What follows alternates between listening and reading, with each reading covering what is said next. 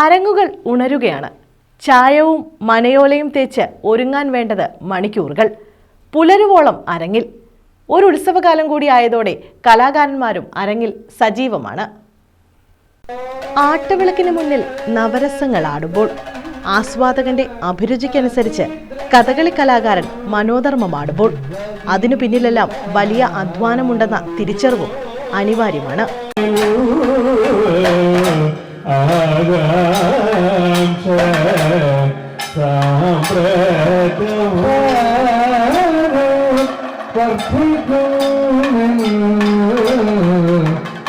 ചുട്ടികുത്തുന്നവരും വേഷമാടുന്നവരും മണിക്കൂറുകളെടുത്താണ് വേഷമൊരുക്കുന്നത്.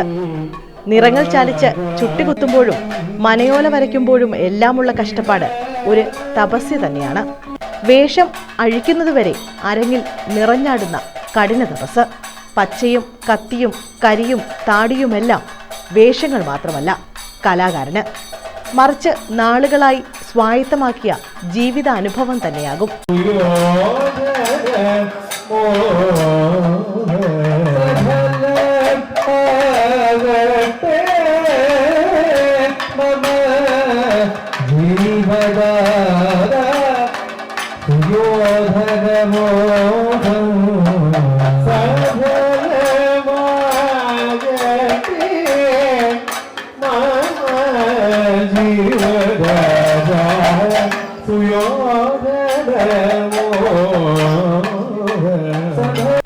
ഇന്ന് കഥകളി ക്യാപ്സ്യൂളായി മാറിയെങ്കിലും ചില കളികൾ പൂർണ്ണമായി തന്നെ അവതരിപ്പിക്കുന്ന വേദികളുമുണ്ട്.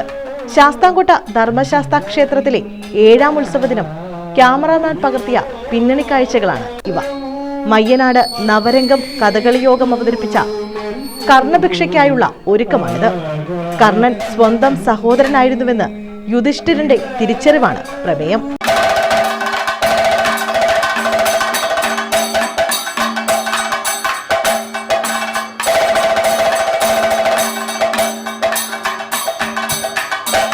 ഈ കഥ പൂർണ്ണമായെങ്കിലും ഓരോ കലാകാരന്റെയും യാത്രകൾ തുടരുക തന്നെയാണ്. News bureau, Sasthamkotta.